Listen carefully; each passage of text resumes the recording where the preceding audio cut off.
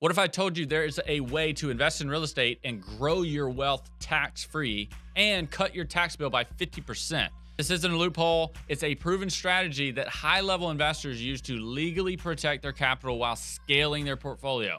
If you have an IRA and want to use it to invest in real estate, this is a must-watch. So today I have Jeff Watson joining us, who is an expert in self-directed IRAs and investing in real estate. If you want to grow your wealth tax-free and do it legally, you need to check out this training. He's going to break down exactly what you need to do. Let's get into it. You have ideally the opportunity to invest in an apartment syndication, and you have a traditional IRA or you have an inherited IRA. I'm going to describe the inherited IRA a little bit more precisely. It's an IRA that you inherited sometime after January 1st of 2020. So you have the 10-year distribution rule on that inherited IRA. In most of those instances, it is going to be a traditional IRA that you inherited. So you have a traditional IRA, or you have an inherited traditional IRA, and you want to do two things at the same time. You want to grow it, and you want to pay less in taxes on it, because you know if it's a traditional, it's inevitably going to be taxed at some point or another. We know as a matter of fact, law and policy, that traditional IRAs are tax infested. Once you hit 73, you have to start taking money out as a required minimum distribution, and it is a taxable event from a traditional IRA. So I'm going to spend my time talking about traditional IRAs and inherited traditional IRAs and this very advanced concept. This is something I have done for a number of clients over the last 2 to 3 years, and every one of them walks away with a smile on their face. So what we do is we find a good real estate deal to invest in, a syndication of some sort, a multiple member LLC where that IRA is going to be a minority owner, not a majority, but a minority owner.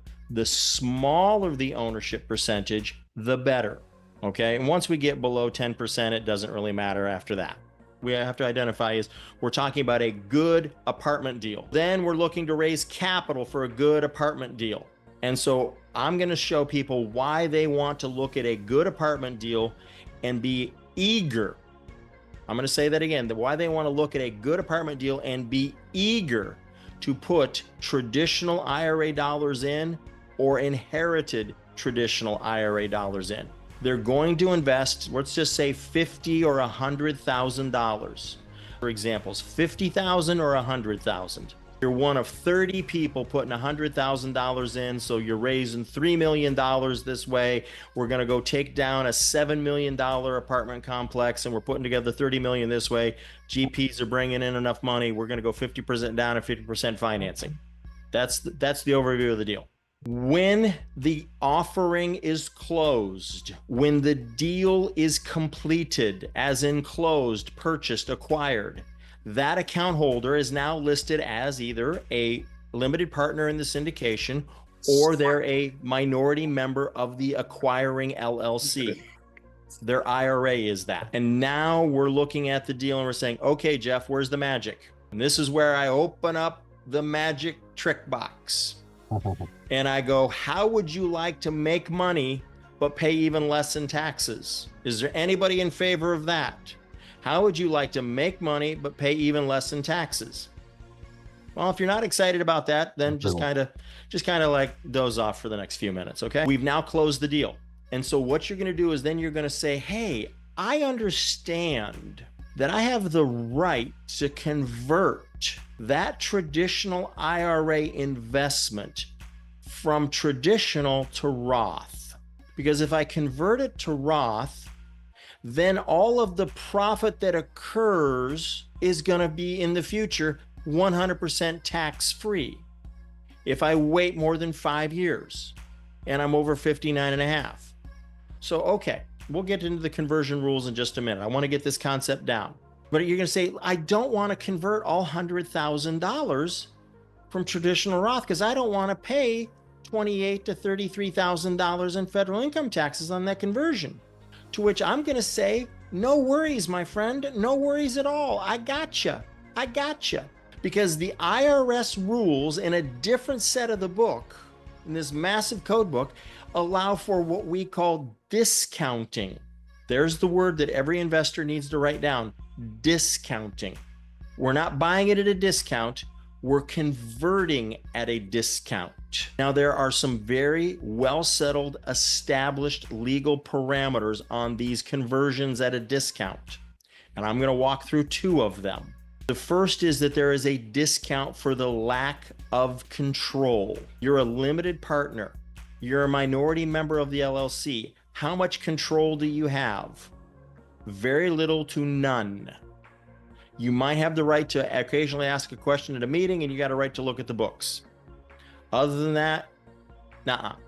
So we see a discount ratio, that lack of control, to be somewhere between 20 and 35%, depending upon a host of variables, depending upon how slanted the operating agreement is in these deals, and the more power that is retained by the managers and how little control that little minority member has, that will move up to a higher percentage of the discount in that sliding scale of between 20 and 35.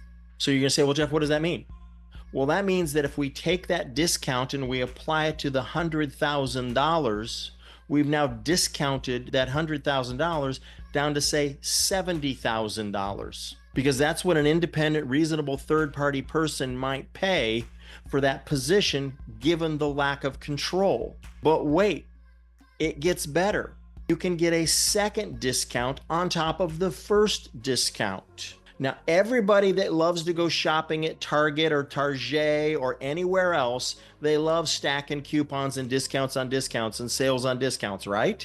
We take a second discount. That second discount is for a lack of liquidity. Now, wait a second. We knew going into this deal that it was going to be illiquid for 3 to 5, maybe even 7 years. We knew it was a long-term play.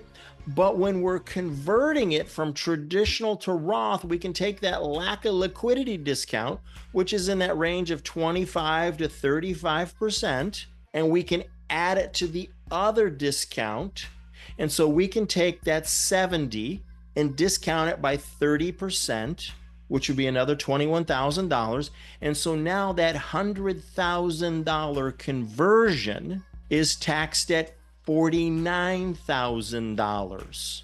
So instead of paying a $32,000 or $33,000 tax bill, you might only be paying a $10,000 or a $12,000 tax bill, because you were probably now in a much lower income bracket, because $50,000 or $51,000 of what may have pushed you into a higher tax bracket is now gone, and you may now be hanging out in the 18 to 22% bracket instead of the 26 or 33% brackets.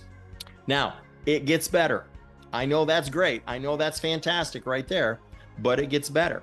You can then do the conversion, re-register the investment with the sponsor, with the syndicator, with who's ever updating the records of the LLC and so on, to where it's now, instead of Fred Flintstone's traditional IRA, it's now Fred Flintstone's Roth IRA.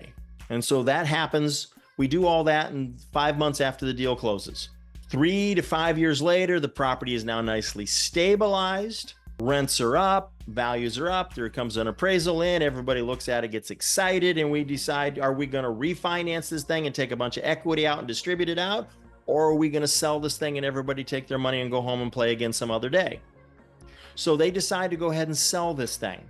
And so Fred Flintstone's $100,000 investment that he converted at $49,000 pays off at $100,000 plus the profit back into his Roth account, which is, you can't touch it, IRS. It's mine, not yours. And then, so let's just say you doubled your money. Let's just say it was a home run, granddaddy smack deal. You put in $100,000 out of your traditional, you converted it to a Roth at $49,000. You paid the taxes on it. 5 years later, you sell it, you make back $200,000 into your Roth IRA. The IRS can't touch it. Now, if that doesn't have at least somebody doing a happy dance or a happy wiggle in their seat, then I didn't do a good job explaining it. You, as the account holder, can't just walk out one day, look up in the sky and say, oh, I think that I'm going to discount my own account. I'm going to tell my custodian what it's worth based upon what I heard Jeff say on this one Zoom call. Nope, that doesn't work. Your custodian is going to say, I need an opinion letter from a knowledgeable, educated person who has experience in this area, and their professional opinion as an appraiser, as an accountant, as an attorney. That's what they're basing their opinion on. And the answer to your question, Mike, is there are no income limits on this. There are no income limits on that. There are no income limits on converting traditional to Roth. So you can hire an expert, myself or some other people out there that do this. We will review all of the documents of the deal. We're going to ask for a lot of stuff. It's going to be painful. It's going to be arduous. You're not going to want to answer all of our questions, but we got to have it. We got to have a well-documented file. And then I'm going to write you a 3-page opinion letter laying out all the facts, citing sections out of the operating agreement regarding control and lack of liquidity and all these other things. And then I'm going to give you a number. And then you can go to your custodian. And then you go, listen, based upon this opinion, I want to convert this traditional IRA investment of 100 over to a newly opened up Roth conversion account. And I'm going to convert it over at $49,000. And you're going to give me a form of, at the end of the year, a 1099 that says that I took out and did a conversion. So I got to pay tax on $49,000. That is 2 of the major discounts that we use. There are other ones out there. Now, I have done discounts in unique situations where there's litigation. Oh, I love evaluating litigation and giving a discount opinion there. I mean, that's the vagaries and the uncertainties of litigation allow for some really steep percentages. If you enjoyed that, if that helped you, click the subscribe and like button. We are going to be putting out a lot more content just like that. If you want to grow in real estate, grow your wealth, this is the channel for you. But also, if you are looking to join a network of people that are growing together, if you want more content like this and get in the room with these guys who are scaling quickly and able to do it safely and protect their wealth, then click the link in the description. We want to jump on a call with you, and we will break down exactly what we would advise you to do in your situation. And then if partnering with us, if being a part of this mastermind is a good fit for you, then we can discuss that as well. But either way, hope you enjoy the video. God bless.